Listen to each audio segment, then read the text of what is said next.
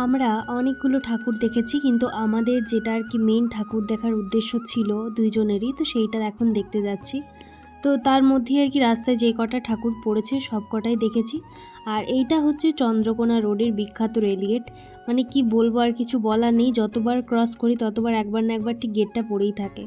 তো যাই হোক, ওই গেটটা ক্রস করি একটা ঠাকুর আর কি হয়েছে। এই থিমটা বেশ ভালো লেগেছে আমার, মানে খুবই ভালো লেগেছে। তোমরাও দেখে নাও থিমটা।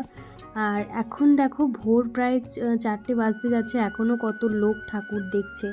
আসলে দুর্গাপুজোটা আমাদের বাঙালির কাছে এতটাই ইমোশান, যার কারণে আমরা রাত দিন কিচ্ছু আর কি মানি না। তো যাই হোক, ঠাকুর দেখে একটু দাঁড়িয়েছিলাম বাইরেটাতে, কারণ ওর ফ্রেন্ডসরা সব আসছে। তো আমার বিয়ে হয়েছে প্রায় 3 বছর হতে যাচ্ছে, আর এই প্রথমবার আমি ওর সঙ্গে এত রাত অবধি ঠাকুর দেখলাম। নইলে মোটামুটি 10টা-11টার মধ্যেই বাড়ি ফিরে চলে আসি। আর কখনো ওর ফ্রেন্ডসদের সঙ্গেও বের হইনি, এই প্রথমবার আর কি।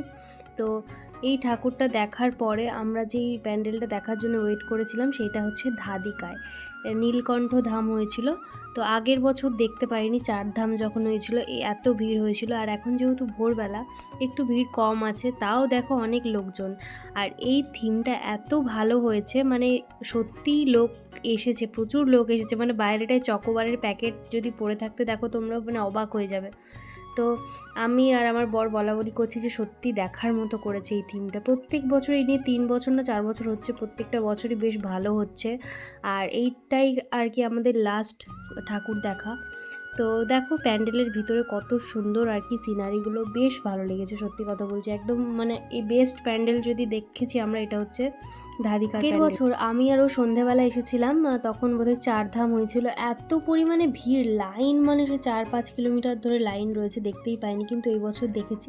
তো এবার যাব বাড়ি।